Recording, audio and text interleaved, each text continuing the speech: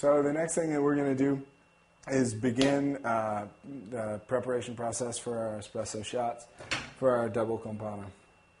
Take the portafilter out here. First thing that I do is wipe it with a clean, dry towel on the inside of the basket. Wipe any used coffee grinds that might be inside the basket there. You don't want those in there when you go to brew a new shot of espresso.